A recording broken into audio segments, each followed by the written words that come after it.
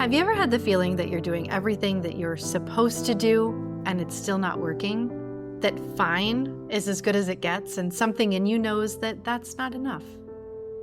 Welcome to Thriving Humans. I'm Meredith Alvarado, a healer who's spent over a decade helping people move through life's biggest transitions and find their way back to themselves. And I'm Rebecca Thompson Hitt, a holistic family therapist with over 30 years of experience. I don't do diagnoses. I look at the whole picture because you're not a set of symptoms. You're a complex human, and that's what matters here. Every one of us came from a family. That history lives in us, whether we have children or not. On this podcast, we use relationships as a lens for understanding where we came from, what we're carrying, and how to do things differently. We're not here to tell you what to do. We don't have your answers, but we believe that you do, and we're here to help you trust that. This is Thriving Humans. Let's get into it. Welcome back to Thriving Humans. Last week, we talked about what it looks like to be a secure base for a 4-year-old and an 8-year-old, encouraging them to go out and being there for them when they come back.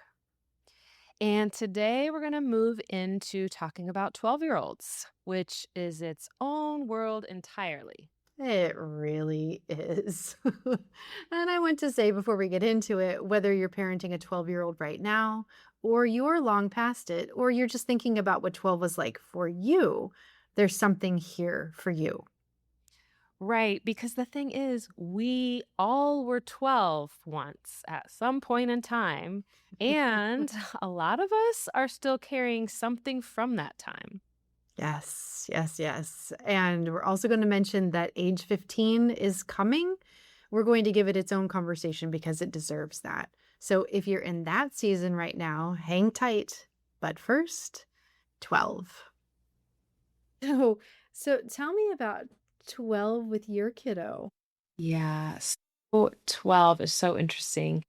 And this, I would say, is the one age that I feel like I remember the most about from my childhood, because the earlier years, not so much. But boy, the preteen time, right? 12 is like in the thick of, we're almost a teenager and yet we're not. There are all these things happening physically, developmentally, and obviously that's a range, right? From like 10 to 12 is really when a lot of that can happen. And so for me, it was memorable because I feel like I still wanted to be a kid. Mm-hmm. That society, the media, other kids at school were like, "Oh, but we're so close to being a teenager that we want to act like a teenager already. Like, let's just rush it and let's pretend we're teenagers and let's talk about things like romantic relationships and our body shapes and sizes." And I remember just not feeling ready and not wanting to participate.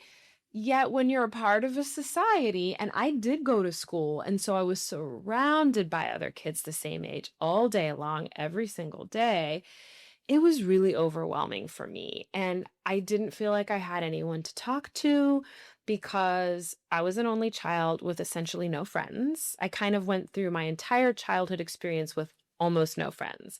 I got some friends when I was in maybe the 14, 15-year-old range. They were older. They graduated from high school. Then I was friendless again.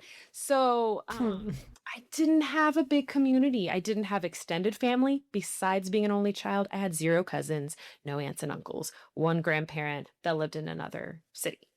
So I really remember 12 as being difficult. Interestingly, my experience parenting was really easy with this age. And my kiddo had a whole different situation because they didn't go to school. By this time, they felt really confident in who they were as a person, and they didn't care what other people thought. They had their own style, their own outlook on life, and I loved that. I loved it for that experience for them that they were having. I loved it for me because honestly, we didn't butt heads. We didn't disagree about things very often. We got along really well. So it was just an interesting experience to see them being able to be who they were when I recalled not being able to be who I Mm. truly was or express what I wanted, how I wanted to spend my time. So that was, yeah, it was a very, very interesting experience. What I recall about sort of the where is my role and what am I doing is that they still really, really needed me to be there often, listening to their experiences, engaging with them in play. So I remember this being the time period where they liked to pretend to play school.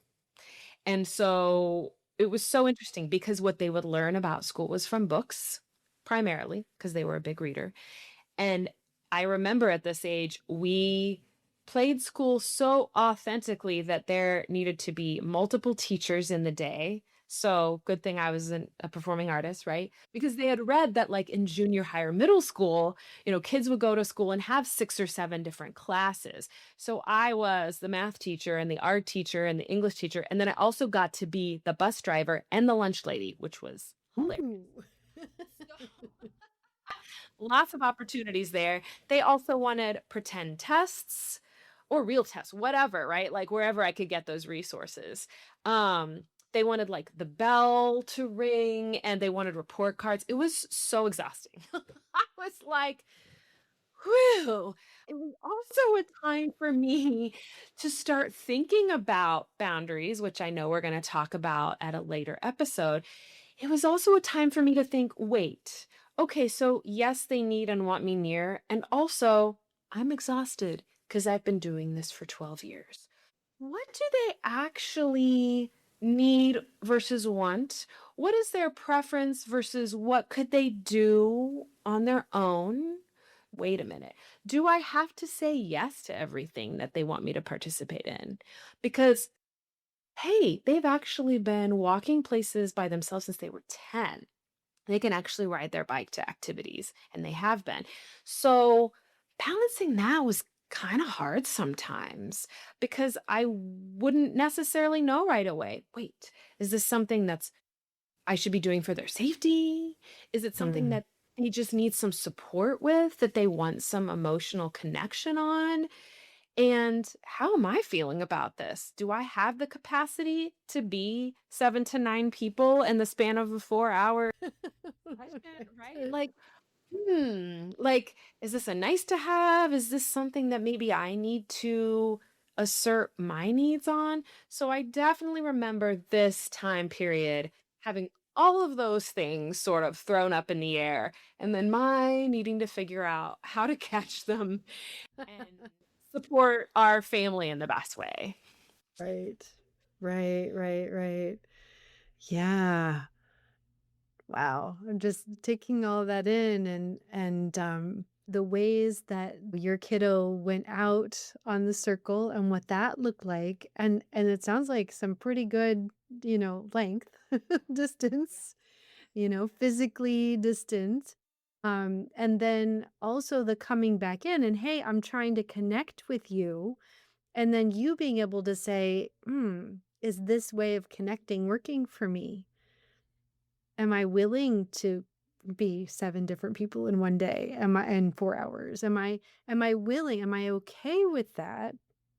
And being able to communicate that, yes, no, you know. And like you said, we're going to explore boundaries way more in our next episode. And boundaries don't have to start at 12, but I love that for you was a real moment of, well, wait, what is it that I'm needing here?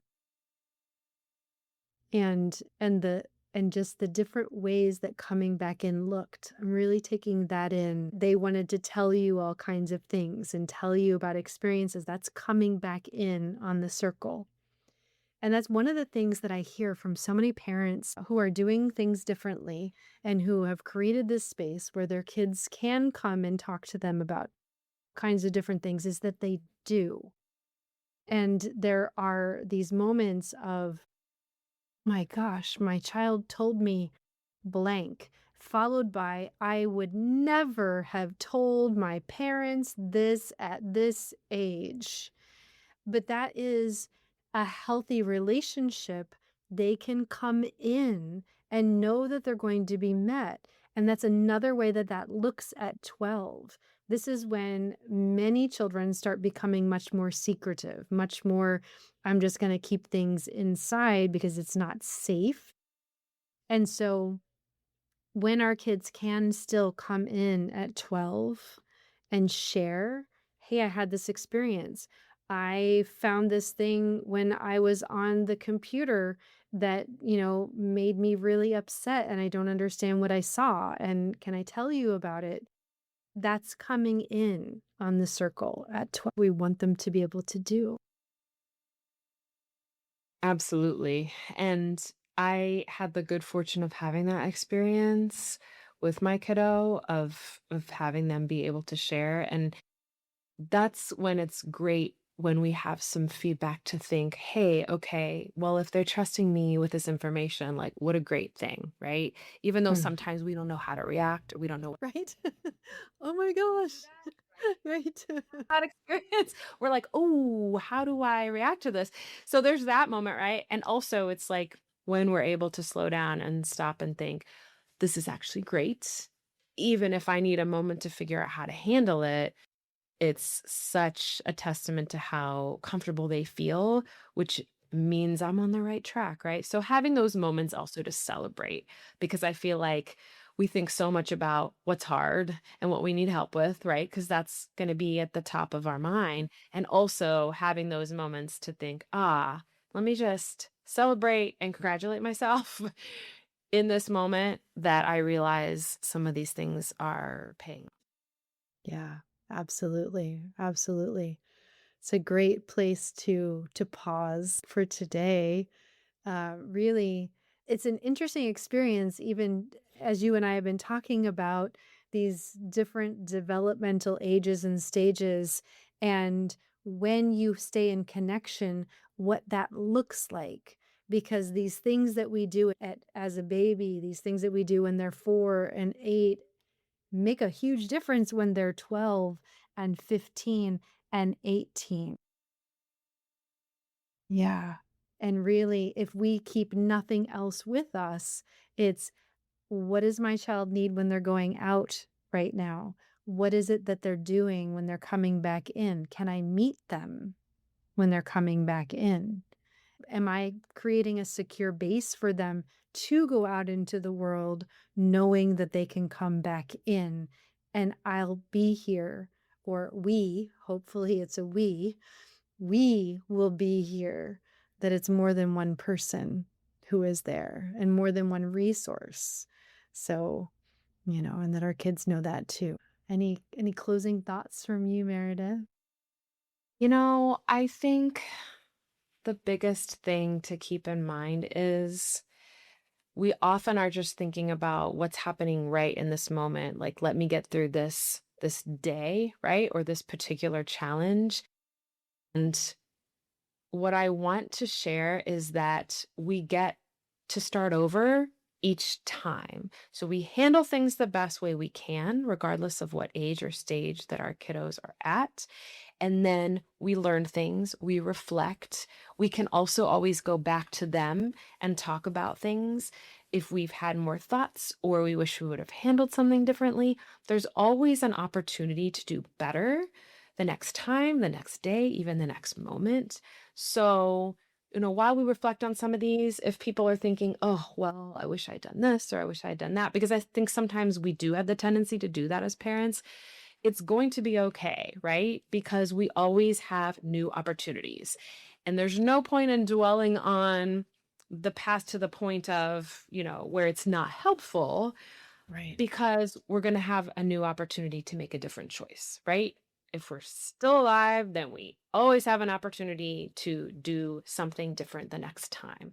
So Mhm. that's something that I feel like helped me as a parent as I went along these different stages. There will always be a new opportunity as you're parenting, even as your kiddo gets older. you have these touch points and these opportunities for connection. So we can learn and do better the next time. And Yes. Be kind to yourself, especially if you're trying to do something different. It is a journey. It is not an event where we wake up the next day and everything is just great. It's a journey. So be gentle with yourself. So yeah, thank you so much, Meredith. This has been lovely as always, and we'll be back next time to talk about boundaries. Yay! Thank you so much.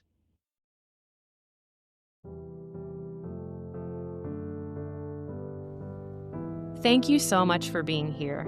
These are the conversations we wish we'd had sooner, and we're so glad we get to have them with you now.